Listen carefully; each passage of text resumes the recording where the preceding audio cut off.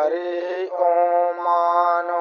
भद्राक्रतवो यन्तु विश्वतो दास अपरीदास उद्भिदा देवानो यथा शतमृतवृदे असन्न प्रायो रक्षितारो दिवे दिवे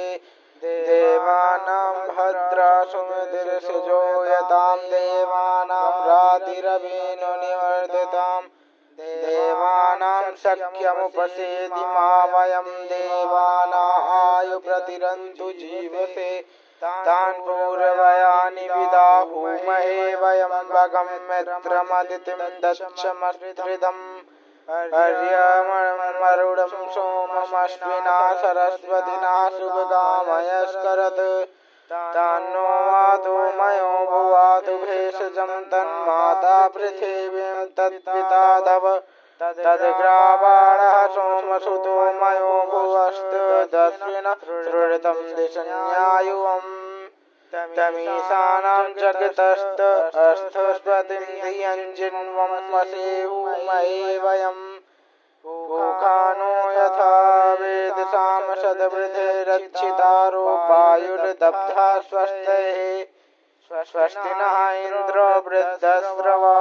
स्वस्ति नः पूका विश्ववेदाः स्वस्ति नस्ताच्छ्रयो अरिष्टनेमिः स्वस्ति नो बृहस्पतिर्दधातु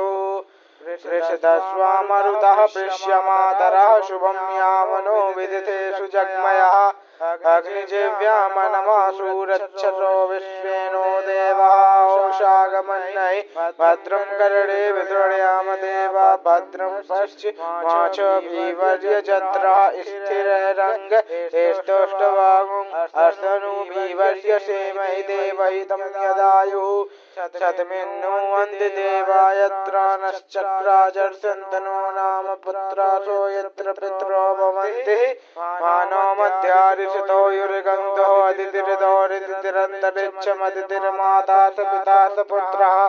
विश्वे देवः अदितिः पञ्चजना अदितिर्जातमदितिर्जनित्वम्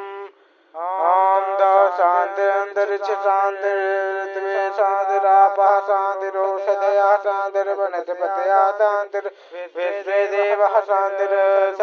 शान्तिर्ब्रह्म शान्तिर्शान्तिरेव शान्तिर्सामा शान्तिरेधि यतो यतः समीहसे ततो नो अभयं कुरु सन्ना कुरु प्रजाभ्यो अभयं प्रसुभ्यः शान्तिरभवतु।